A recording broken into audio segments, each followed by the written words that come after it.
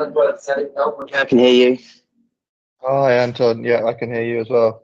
Just a quick question: Nice to is the see you. background music where I am? I'm in the hotel lobby. Is that? Can you hear that, or is that not coming through? It's it's I don't know, elevator music. I can't really hear it at all, Kevin, to be honest. Okay, you're lucky. No, it's not bad.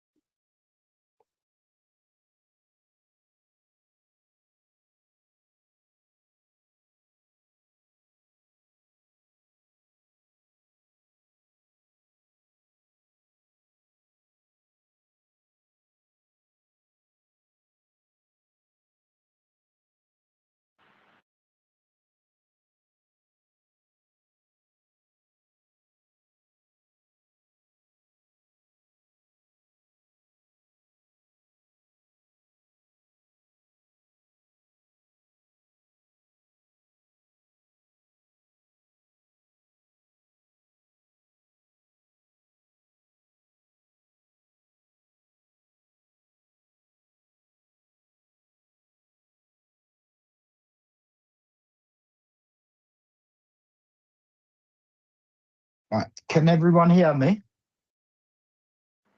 Yep. Right. So just to Yep. double check, Kevin, are you audible? I am. Simon, Yeah. Graham, Yep. Andrew? Yeah.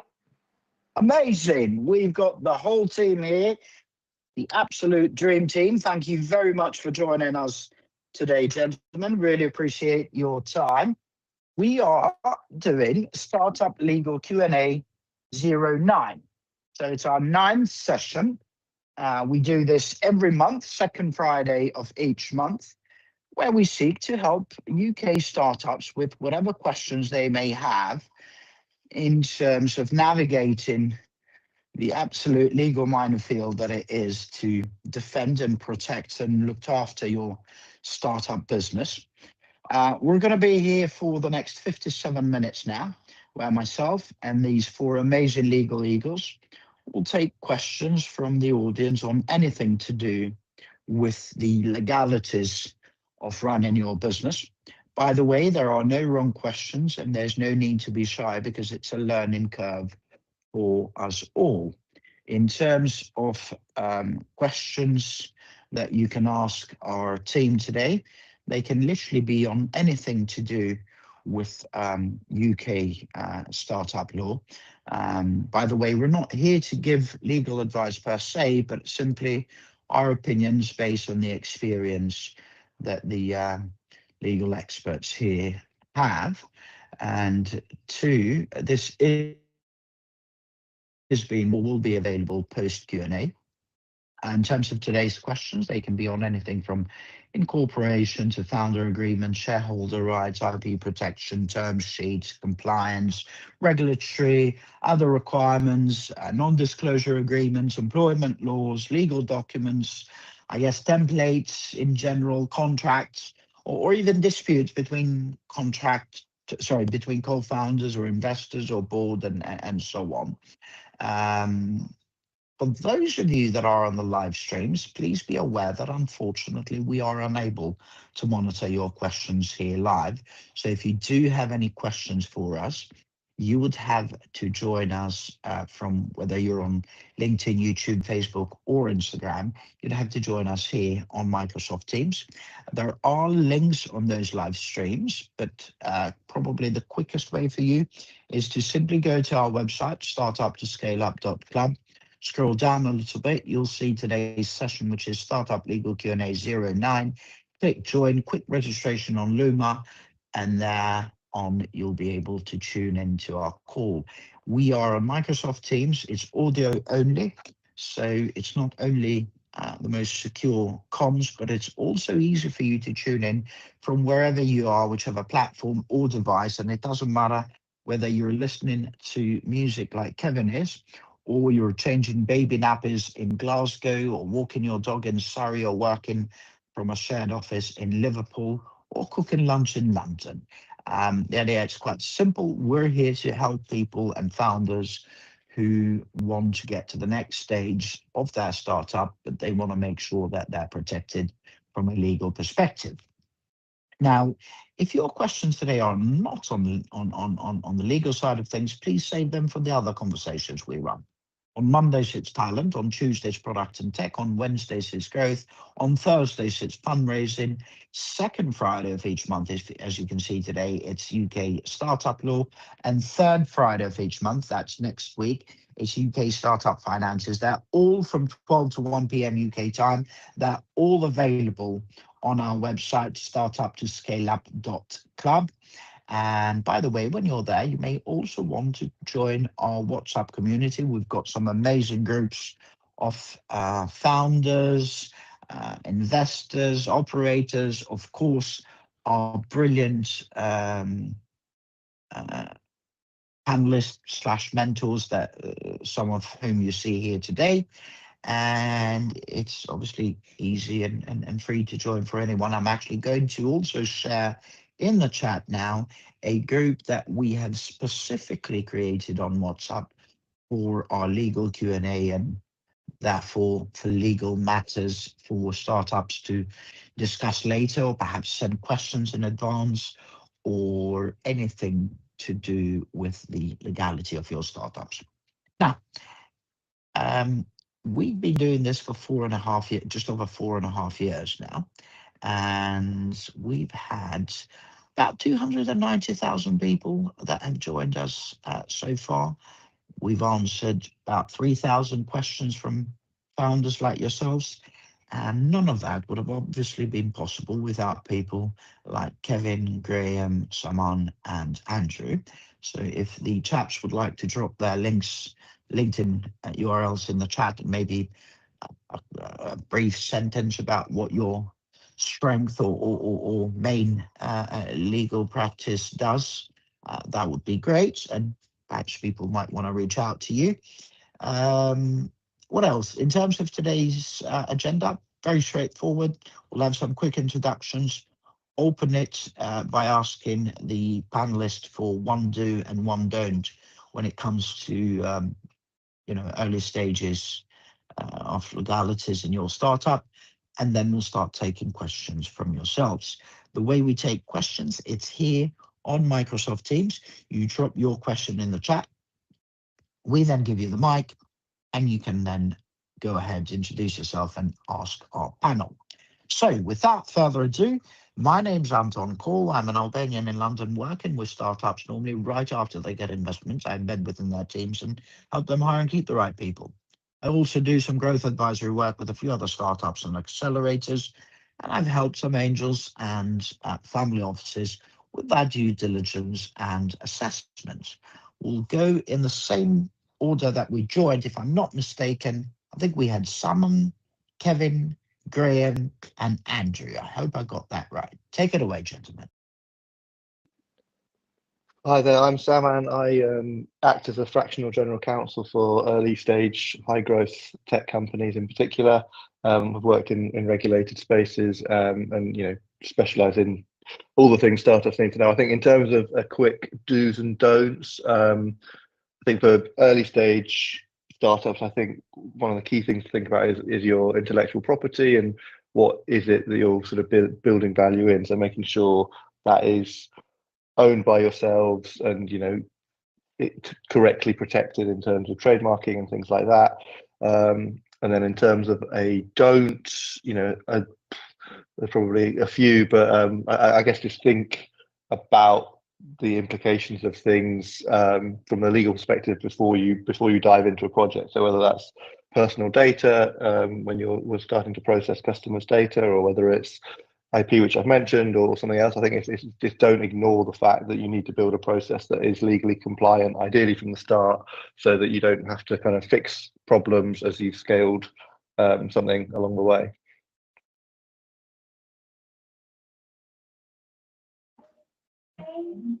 This is my turn. I'm Kevin Withane. I'm the co-founder of Impact Lawyers.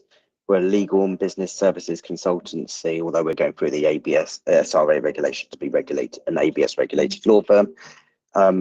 through Impact, I provide support to founders and investors, particularly around closing funding rounds with actual legal help. Do's and don'ts: do get a proper lawyer or accountant or tax advisor, particularly when you're doing funding rounds and when you're issuing option grants and EMI grants. I've seen those go wrong this week, so do that. Don't what shouldn't you do? Don't rely on platforms like Seed Legals to manage your statutory registers, because they don't do it effectively, and that's something you need to manage well, particularly as it can slow down funding rounds if the governance is not all covered. And part of that now is the changes to with Companies House and director verifications on there, so make sure all your directors are verified on Companies House.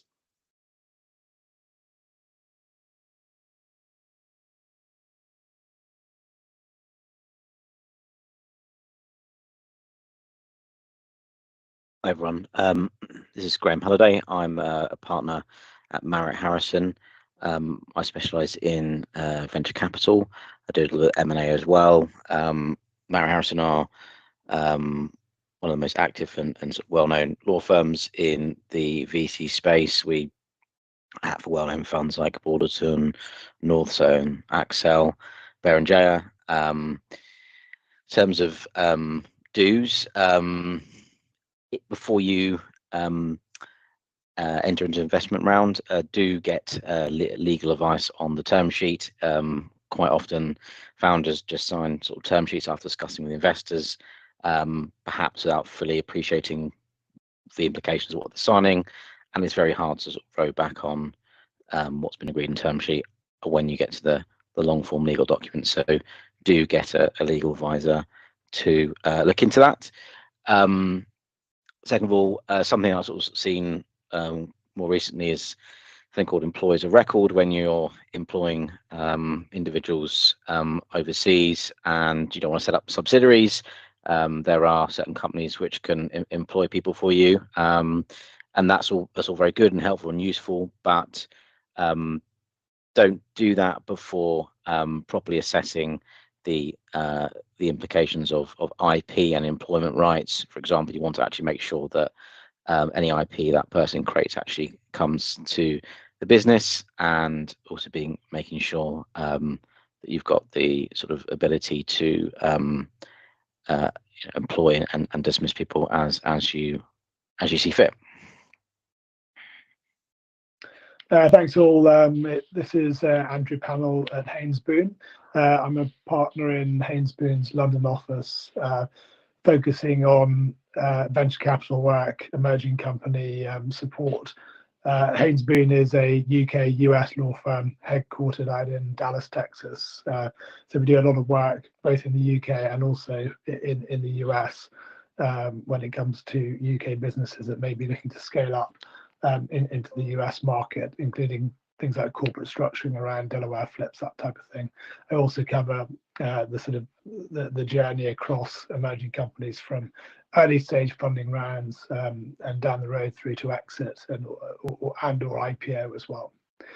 In terms of do's and don'ts, a bit tricky being the last one because a couple of my lists have already been taken.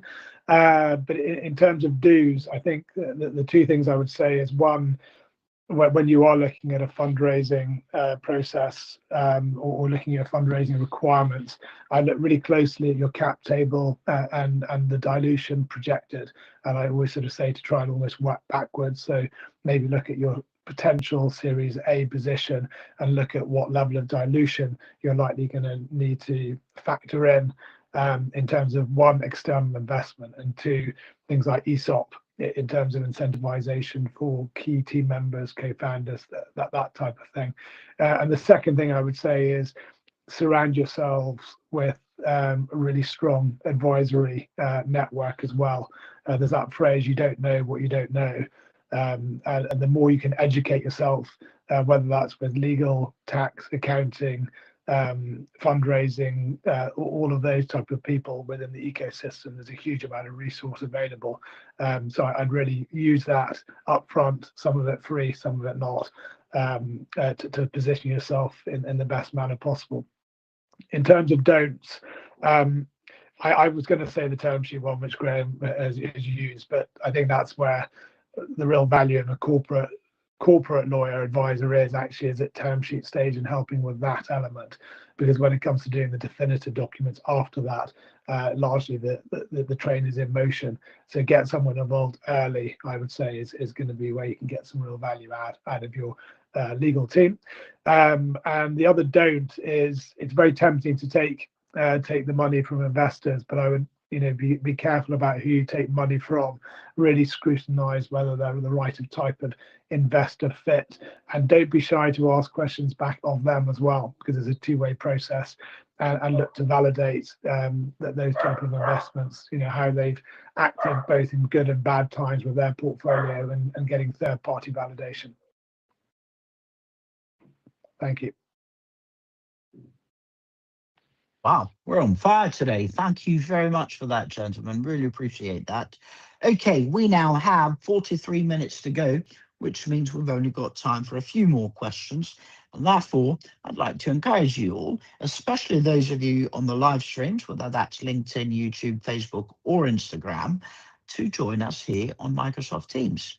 It's audio only, which means you can tune in from anywhere via any platform or device. It makes for a much better and more engaging and interactive conversation, and it definitely gets you better answers to whatever legal questions that you may have.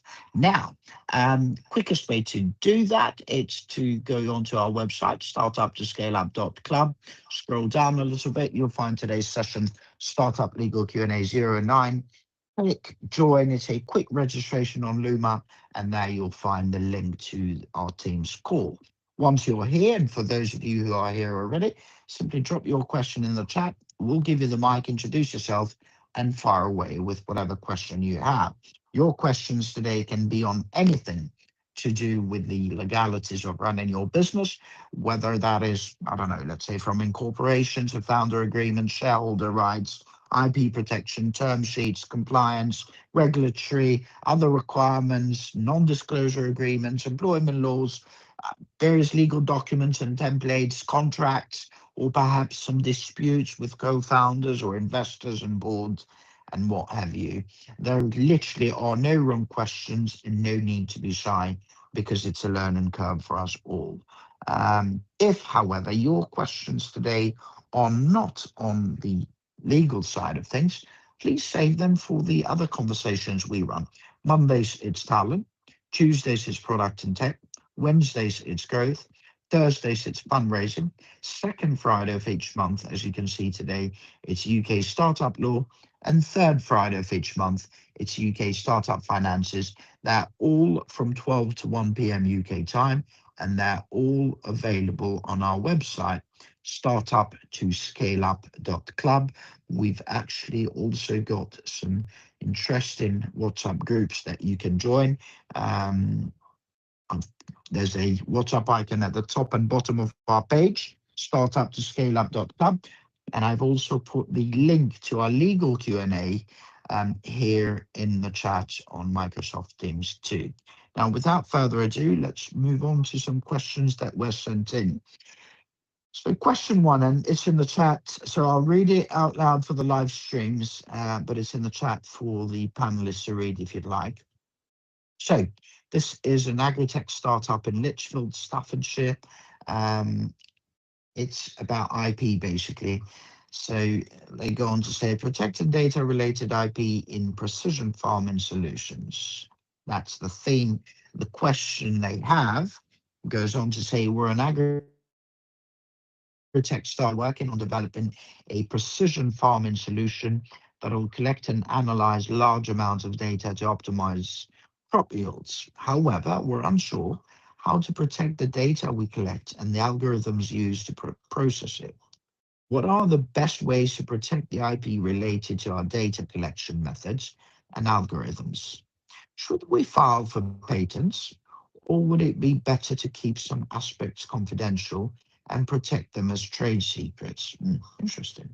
What legal frameworks are in place for managing and protecting agricultural data, especially when it involves third-party providers? Now, I'm going to show my ignorance here, and I'm sure the lawyers in the room will say otherwise, but I have a feeling you can't really get a patent on software. But let's see what the lads say.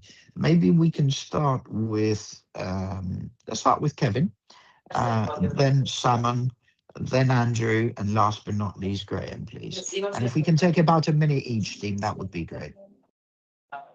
I'm not an expert in this area, so I think the only probably thing I can add is that you may be able to get patents for process patents, and therefore you might be able to get a patent around that. But to be honest, I'm not an expert in this area, so I'll defer to the others who may be.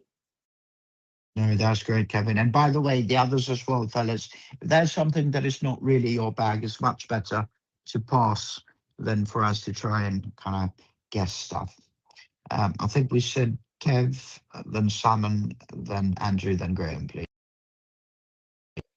Yeah, I'm happy to give a bit of a steer on this one. I think in terms of the patent, I mean, it's a question that would need to be looked into in more detail. It is difficult to get a patent on software. They're not impossible, but if there's something new and inventive in the precision farming solution that we're talking about, then it could potentially be patentable. So that's something that, you know, I'd recommend you do look into, because obviously that gives you a high level of protection. And then in terms of sort of protecting the data itself, and talking about third parties, obviously within the contract you have with any third party, you should have the right types of clauses protecting the data. So that's confidentiality, potentially non-compete clauses, you know, giving those third parties you know, the license to use the data that they need to provide the services, but then also thinking from a data security point of view of like, what do you actually need to share with those people? What can you encrypt? What can you aggregate, anonymize? And just thinking of it through a data security lens and basically minimize the sharing where you can. And then finally, I would just say in terms of sort of ownership of that data and what is there in terms of protections, copyright will kind of automatically accrue in the data, so whether in the software or the data itself and the frameworks you kind of store it in, so you will have copyright protection there. So I think it's kind of using all those methods and probably looking into the patent side of things as well to give you that full protection. But yeah, just be mindful of, you know, only share what you need to share. Don't give people unfettered access, and limit it through contractual protections as to what people can do with your data.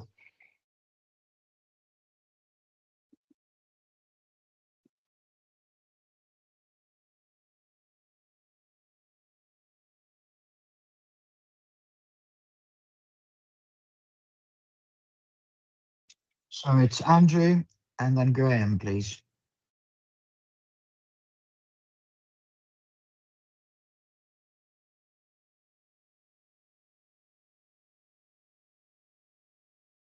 Andrew, you'll need to unmute, buddy. But if you can't, then maybe we can go to Graham. Then we'll circle back to you. Graham, can you hear us? I can. So I'm not an IP expert, so I only sort of really know my basics, and I don't really have anything more to add than what Saman said. Sounds like he's an expert in this area, so I don't think I have anything more to add on that. Thank you very much, Graham. Andrew, can you hear us? Are you audible?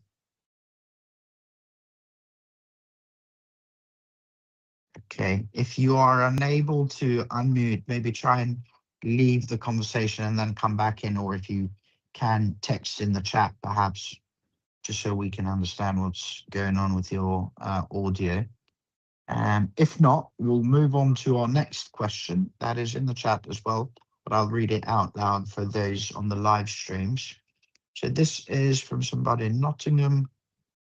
She's got a prop tech platform there at seed stage. Problem: navigating founders agreements during incorporation. Our Nottingham-based prop tech startup is forming in a limited company with 3 co-founders.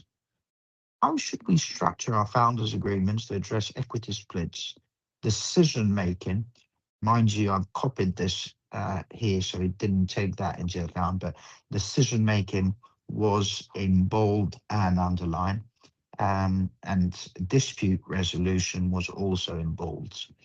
What legal protections should we include to manage scenarios like founder exit, intellectual property ownership, and new investor entry? How can we assure the agreement aligns with UK company law to avoid future disputes? Whew, that's quite something. Any kind of, let's say, framework, or let's say main things that one needs to bear in mind, or perhaps if anybody's got an article that you've liked or written that is kind of goes through these things, would be greatly appreciated. But maybe, Andrew, are you audible now? Can you hear us? Hey. All right. I don't know what is going on with Andrew, but let's see the others. So maybe we can start with Graham. Okay, guests are waiting. Andrew, admit. Yeah. Okay. Andrew, can you hear us?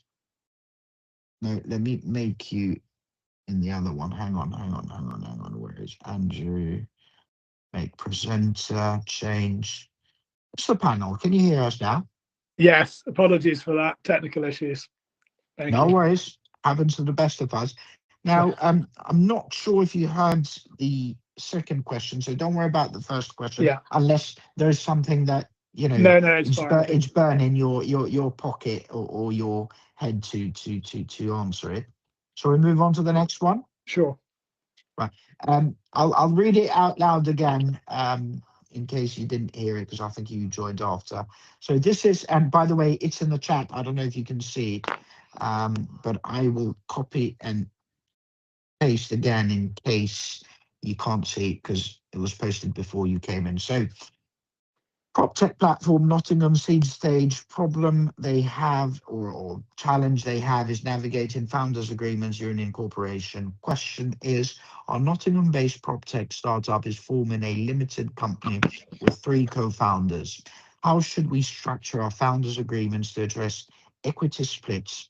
And then it didn't show here, but decision making was both underlined and in bold, and then dispute resolution was in bold. So I'm guessing these 2 are really important to them. What legal protections should we include to manage scenarios like founder exit, intellectual property ownership, new investor entry? How can we ensure the agreement aligns with UK company laws and avoids future disputes? So maybe if we can go to Andrew, then Graham, then Kevin, and last but not least, Simon, please. And try and take about a minute each, please, Tim. Thanks, Anton. Yeah, there's probably a bit more than a minute to discuss on this, but maybe I can just take a couple of angles. I think one thing to consider is at what stage you're at, whether it's just purely startup into founder, or you're going to be taking funding in. But assuming we're just at the founder stage into founder, I think the best thing to be doing is creating a basic shareholders agreement, and in that shareholders agreement, you can reference the equity split amongst the founders. One of the key areas, 2 key areas, I think, really to focus on. One, you mentioned around founder exit. So typically, the way that would work is there would be some kind of founder vesting arrangement in place, imposed upon the existing founder shares. And so in a scenario where one of the founders leaves the business voluntarily or otherwise, then there would be a potential clawback of that equity.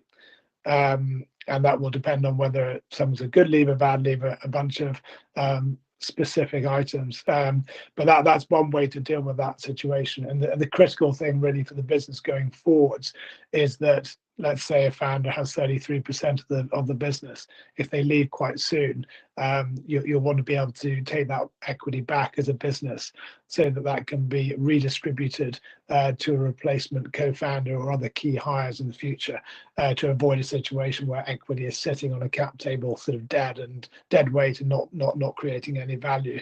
That's one thing. And then the second thing is probably around decision making, as you mentioned. Are there a list of key decisions that you would want to put to a vote, maybe 2 out of the 3 founders, or a certain percentage depending on the dynamics into founder to worry about. And then IP, you can roll into those agreements as well. There'll be a lot more to consider down the road, as and when you make an institutional investment round. At that point, probably that founder agreement gets ripped up and gets replaced. But there's a couple of high levels. Thank you very much, Graham. Thank you. Yeah, it's a great question. There's lots of, as Andrew said, lots to kind of think about and unpack, and lots of different angles. So I suppose just additional things. So Andrew's saying, we're building upon it. So I think with the equity split, I mean, that really, I suppose it comes down to a commercial decision. I mean, from the outside, you'd typically expect sort of a 3-way split for 3 founders, but that isn't always the case. Maybe if one is put more money in than the others, or one sort of is spending more time in the business, or is assigning IP and others aren't. So that's really kind of a commercial decision. But I would normally expect it to be equally split in most cases. Other things about the intellectual property, I mean, the default is if an employee of a company, the IP that they own is IP. Sorry, the IP they produce is owned by their employer. But there may be instances here where the founders have produced IP before the company's been formed, or they may not technically be an employee for a while. They might be sort of doing sort of consultancy basis work. So I think it's sensible, sort of on incorporation, or when you put in place the sort of the basic shares agreement and articles, is to do sort of IP assignments from everything that they've created so far and everything going forward. So it's clear that it's owned by the company. And related to the founder vesting point, alongside that, you may also want certain provisions where maybe a founder can't. One of them, the founder can't sell their shares for a certain period of time, maybe a year or 2 years, and then after that period, then you'd expect them to offer them up to the existing shareholders first before going out to third parties. There's also the composition of the board to think about as well. Again, I suppose that will depend on the equity of the founders, and if it's kind of equally split, then you may well have all 3 directors, and it may well be a case of it's a majority sort of 2-to-1 decision, with certain high level decisions reserved for all 3.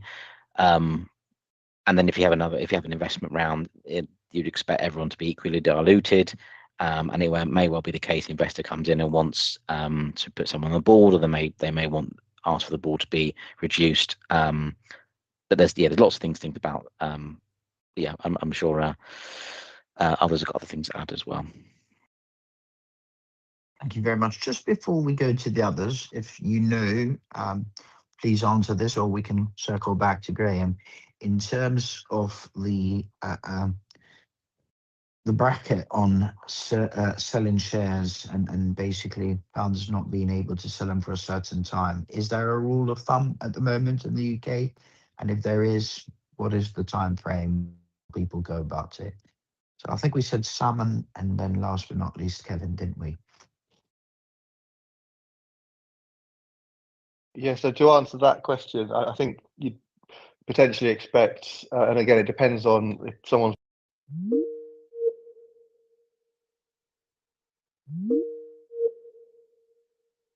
a 1-year cliff, and then you'll have your shares vesting kind of monthly from there for a period of, say, 3 or 4 years, until all of the shares are fully vested, would be my guess. I actually think most of the other stuff I was going to say has already been covered, so I'll pause there. I know Kevin's a bit more of an expert than I am on corporate matters, so happy to hand over to him and he can pick up. I hear you. Thank you very much. Yes, you are right, Kevin. From what I'm seeing anyway, and you chaps are probably more in line with this than I am. But from what I'm seeing, one and four, it's the vesting period. But I'm more interested now, since Graham brought it up, in terms of being able to sell those shares. Let's start with Aid. So typically, I see it's pretty standard. Like certainly at further rounds where you get more institutionalized documents, that there's a permission to sell up to 10% of the founder shares, because you need to be showing skin in the game if investors are putting in. It's often to help where the company's got more value, to help the founder who's probably on a lower salary, got different cost of living, to help them continue going, but release a little bit of their equity that's built up for value. I have, like when I'm representing the founder, I try to push that up a little bit, but it tends to be around the 10%. And I think at the early stage, like where it sounds like these guys are just completely starting out. You don't need to go super institutional style document, but you do need to, I think both Graham and Andrew have already sort of pretty much covered everything else that you really need to think about.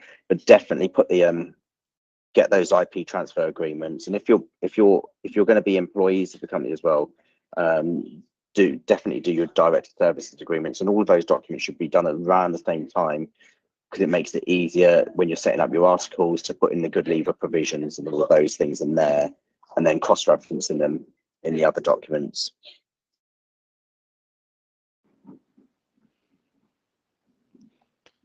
I was just going to add, just on Anton, on your question around founder lockup, etc. I mean, I agree with what's been said. I think the only thing I would say is that things like conversations around founder lockup are really driven by more institutional investor type conversations. So when you move into like a venture manager, etc., looking to put money in, that's where you have your founder lockup, which may apply outside of any sort of vesting profiles to consider.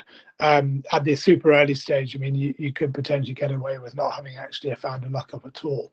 I think in this particular context where you got that inter-founder arrangement, you're probably not that keen necessarily on one founder looking to be able to have the flexibility to sell. So I just consider that and think about in what scenario should one of those co-founders be able to sell without, for example, at least offering those shares to the other co-founders, and or you might actually say, look, we're committed, we're in it for the long run, so initially we don't think that any of the co-founders should be able to transfer unless everyone's agreed and aligned on that process, at least at that early stage. So just something to consider. And commercially, when it comes to these founder lockup discussions, you just need to be a little delicate on the founder side, because it can send a slightly wrong message if you push too hard around looking for founder liquidity. Not to say that people don't deserve to get some liquidity in due course when they've created value, but you want to make sure that the investors who are coming in really feel like you are in it for the long haul and you've got that skin in the game. And thank you very much for that. And I want to stop here a little bit, if we may, please. And maybe if we can find a way, starting for me, to be a bit more concise. But I see this happen a lot, and I've seen some really nasty breakups because certain founders encountered challenges and issues financially, and like it was brought to the fore here in terms of perhaps a founder not having a high enough salary, and maybe I've seen founders, for example, needing to move to a bigger house because they had 2 more kids in the process of building their startup, and both investors and their co-founders doing everything under the sun to stop them from selling because it would look bad on future rounds and clients and all that jazz. Where do you draw the line? Like,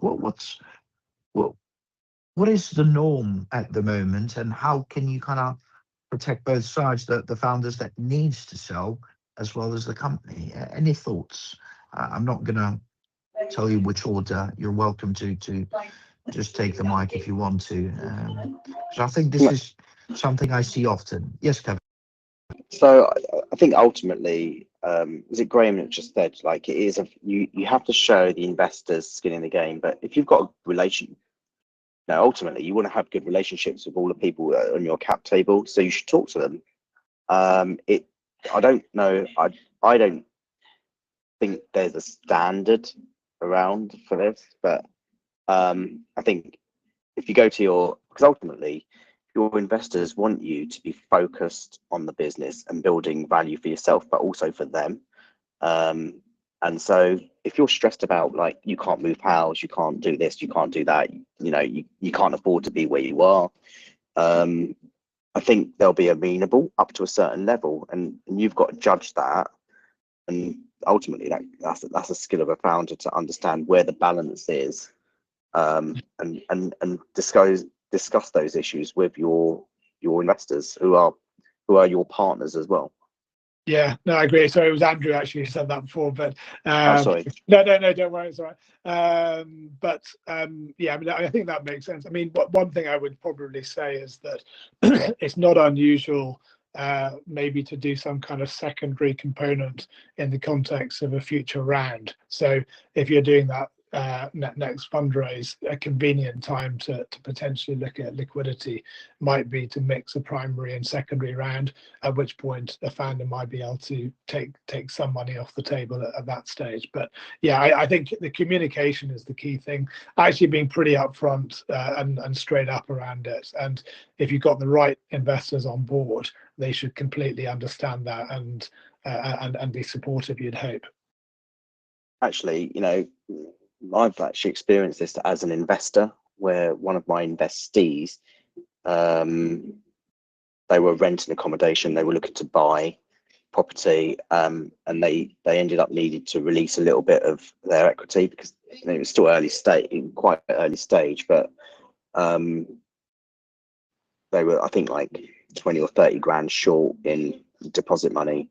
They just went round, spoke to all the investors, explained the situation, and we were like, well, of course, yeah, that's fine. And I ended up actually selling some to one of the, to raise the money, selling some of their shares to one of the existing investors. And it worked out pretty well. They got their house, and we had a happy and focused founder continuing to build the business. Well, just to add, in terms of sort of market, in terms of what we see, so there's a set of documents called the BBCA documents, which is a good starting point in the industry to often use. And in those, some of it is in square brackets, but it does say that founders generally can't sell shares without investor majority, which obviously is quite harsh, but is a starting point. These documents were sort of drafted by investors. So that's often the angle the investors are coming from. Obviously, from a founder, you'd want to sort of push back on that to an extent. And from some recent deals I've done, I've seen you've got the you can't sell for a period of time that could well align with the vesting period, which could be 3 or 4 years. You can't sell for 3 or 4 years without the consent of the founder. But there is, I think, someone else, maybe Kevin sort of mentioned before, you can often have carve out maybe 10, 15, 20% during that period. Yeah, for example, if you want to move house or you need more cash, so that kind of has that nice balance of, it doesn't last forever, but it lasts for a reasonable period of time to show you've got skin in the game, but also it's got the exception where you can release a bit of equity, but it doesn't significantly affect the cap table, significantly look bad externally.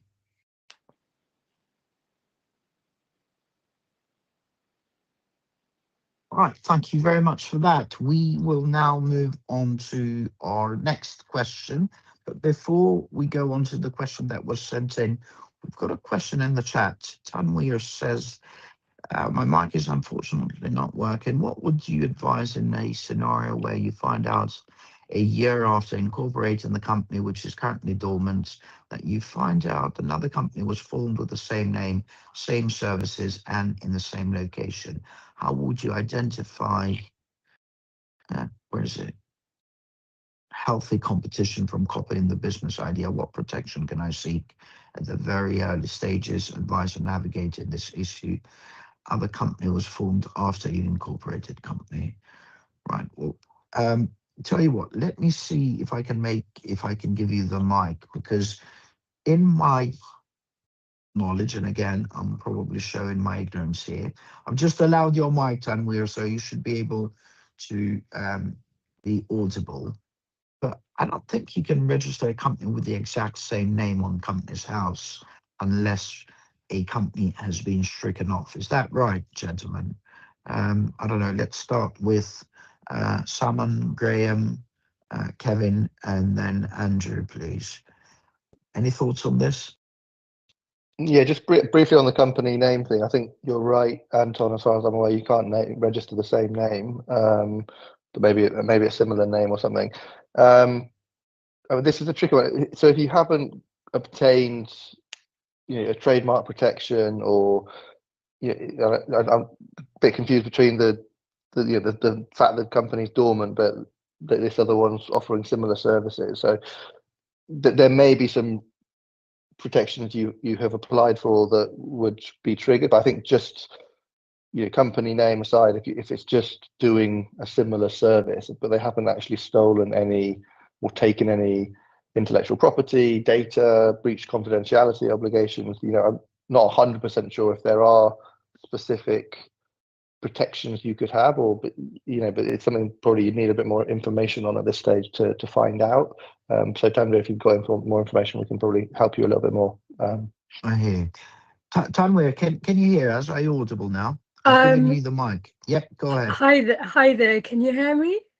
Yes, we can. Go ahead, Tanweer. Okay. No, thank you. So I just thought I'd give a bit of a background, maybe more clarity to my question.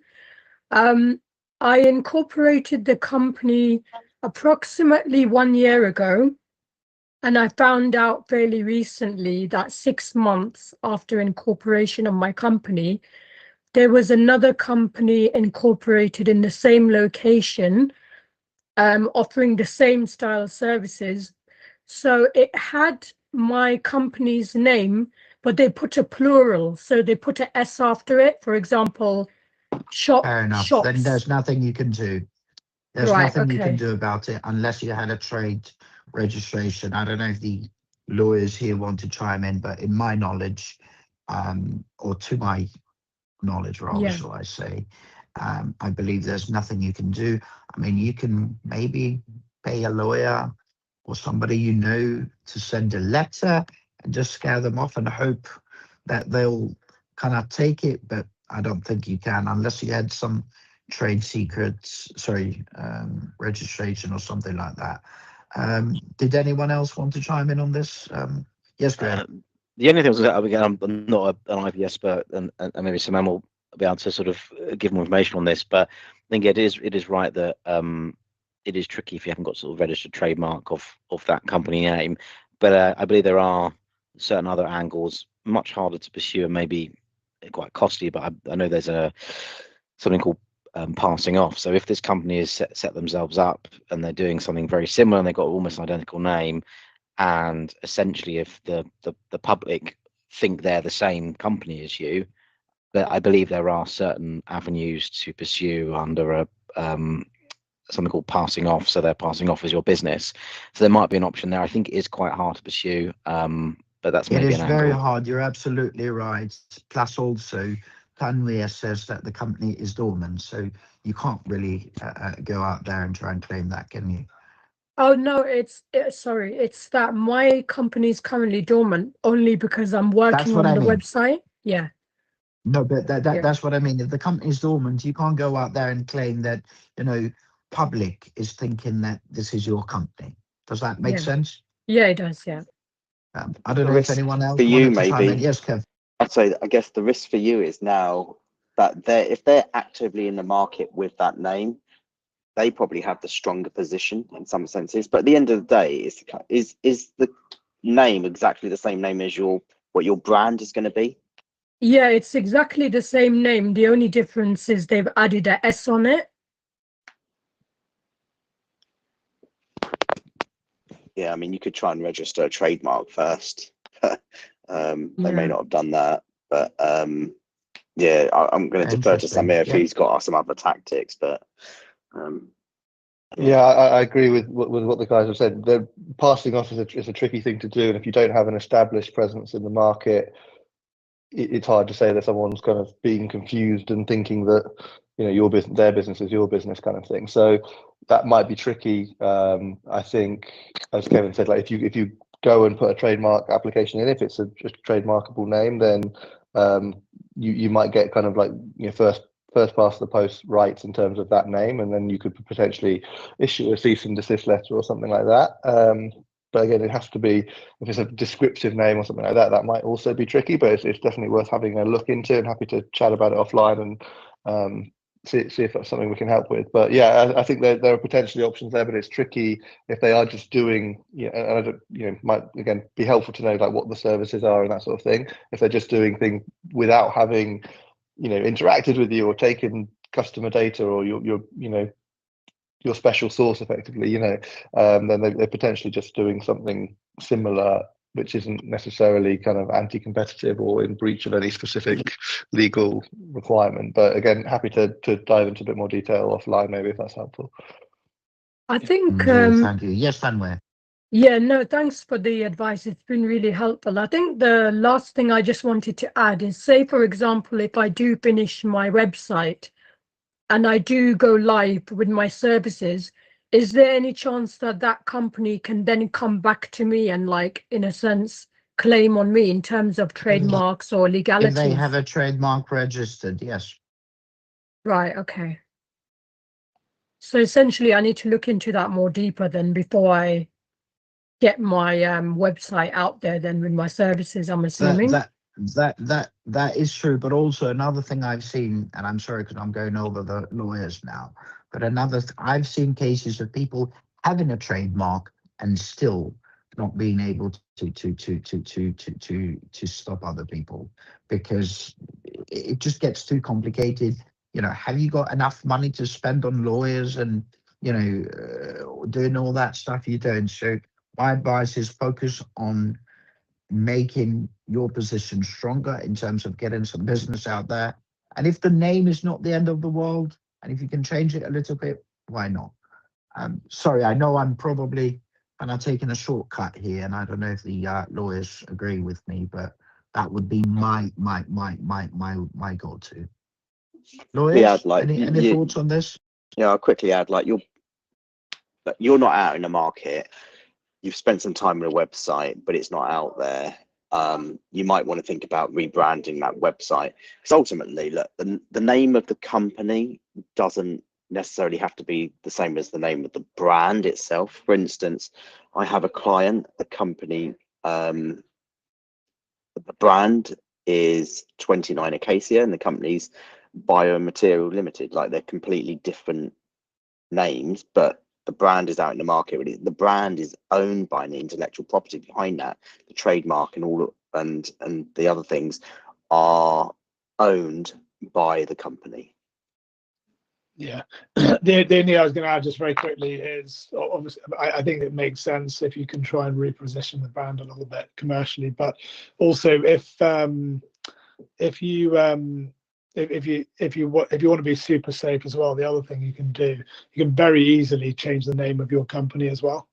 So you don't have to close it down. You can just change it to a different name, whatever the right brand is that you're going for, and then that will, I think, give you more comfort that when you do launch, you're not on the receiving end of a cease and desist, etc. Thank you very much, team. Thank you for your question, Tanwir. I hope you find a way to sort that out, and please do feel free to join us again. One quick question, if we may, please, team, and then we'll wrap it up. This is on, wow, advanced assurance, whatever that means. Well, never mind. Advanced Assurance consumer tech startup in Brighton. Our Brighton-based consumer tech startup is applying for SEIS/EIS Advanced Assurance to raise 200K from a syndicate of angel investors. What specific legal challenges might arise in preparing our application, particularly around providing evidence of our risk to capital compliance and ensuring that our trade qualifies under HMRC's rules?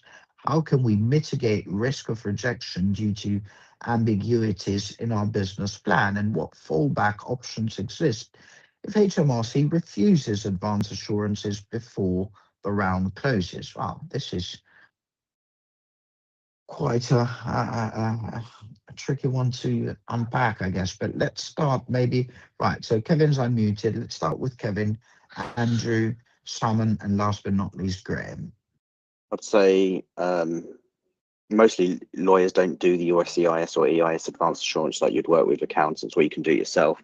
I think the your biggest issue is more don't intentionally mislead or falsify anything that you provide to get that advanced assurance. Otherwise, I think most of that question is really geared towards accountants, unless some of the other guys have knowledge around it. I hear. All right. So in that case, join us next Friday then. Yep. Sorry. Go ahead. Oh yeah, no, sorry, it's Andrew. I mean, yeah, you're right. It is arguably accounting. The only thing I would say is that you might also want to pause and consider whether that advanced assurance is actually a requirement for the angel syndicate. Because it's not actually mandatory to get advanced assurance for SCIS or EIS. It's just something that obviously gives you comfort that it's there, and that you can deliver. If it's a VCT fund or an institutional fund, they will probably, or EIS fund, they'll probably require it. But angels don't always require that.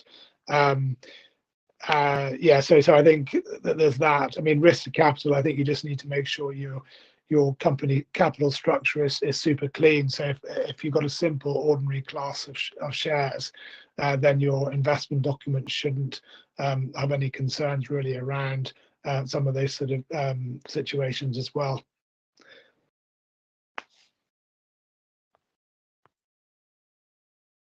Right. Yeah, nothing further to add. Oh, sorry, Anton.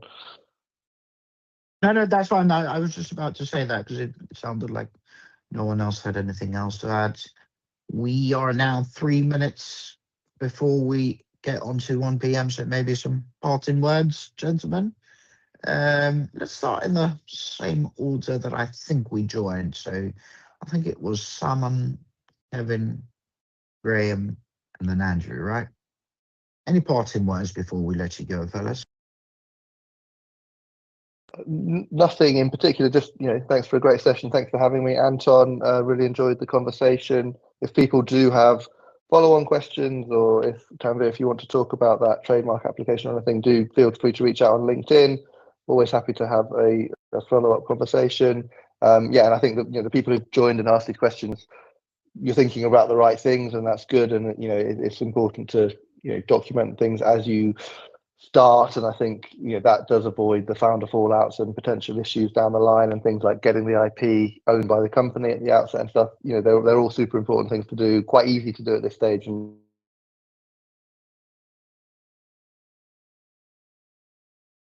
cheap. And I would urge people to think about things like this in advance. Thank you, Kevin. I'd say, particularly with funding rounds, but even at some of like setting up, if you need support, because there were some great questions there, go and speak to a lawyer earlier than later. One, it saves you a ton of past apologies. A load of people just walked into the hotel and it's really loud. Yeah, if you need any support, reach out to me at Impact Lawyers or on LinkedIn. Thank you, Kevin. Graham, I think, right? Yep, Graham, please. Yeah, thanks for a great session. Some really interesting questions there, sort of particularly about IP and setting up companies with 3 founders. Yeah, feel free to reach out with me on LinkedIn. If you've got any other sort of questions or want assistance with funding rounds or general sort of work up with startups, I think my sort of points in to Kevin is if I really just get it, particularly on sort of term sheets, do get advice sooner rather than later, because it really will make your life much easier in the long run. Thank you very much, Graham. Last but not least, yes, Andrew. Thanks. I won't keep you, but yeah, I mean, I think as people mentioned, thanks for all the contributions and happy to chat. I mean, I spent most of my morning actually before this talking to new businesses that are just getting started. And so it's the most interesting part of the business. The work really is getting down to the understanding of what the businesses are and you know, how you can get set up appropriately. One bit of good news that I picked up overnight was that the Labour government's mooting of an exit charge to business owners seems to have been U-turned, so it doesn't look like that's going to come out of the budget. So hopefully that's a bit of good news for the venture ecosystem as well. Absolutely, and I'm glad you've mentioned that. We have been supporting especially an initiative by the Startup Coalition to drop plans of exit tax for sort of startups that come and set up here and then they move on to another country. That would have been detrimental to attracting, you know, when you look at some of the top unicorns in the UK are from people that came overseas. If that law, if that regulation and rule would have come into place, that would have been tricky to attract, you know, the next Revoluts and what have you. So thank you to everyone in our community. I know some of you even reached out to your local MP as I had suggested. So thank you very much to everyone who supports this. I often get a lot of pushback, oh, we don't want politics, or nobody's going to listen. But actually, both current and previous governments, in my experience, are willing to listen to the ecosystem, you know, if you go there with good intentions. So please feel free to do that. Right. Few things quickly before my parting words. Number one, we run 6 regular events. Monday's Talent, Tuesday's Product and Tech, Wednesday's Growth, Thursday's Fundraising, second Friday of each month, like you saw today, it's UK Startup Law, and third Friday of each month, it's UK Startup Finances. They're all from 12 to 1 p.m. UK time.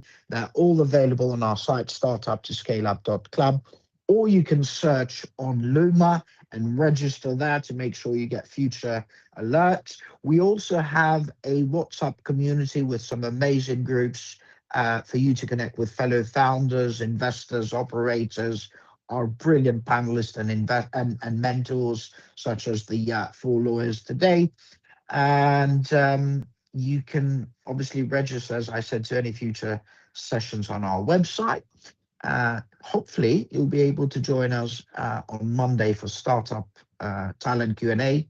As far as my parting words are concerned, just remember the startup journey can be both exciting but also quite challenging. So try to have some fun in the meantime and be kind to yourself and everyone. Hopefully next time you'll join us here live on Microsoft Teams. It's audio only, which means you can tune in from anywhere via any platform or device rather than through the live streams, because, well, you'll get better answers if nothing else. So thank you, have a great weekend, and God bless you all. Bye-bye for now.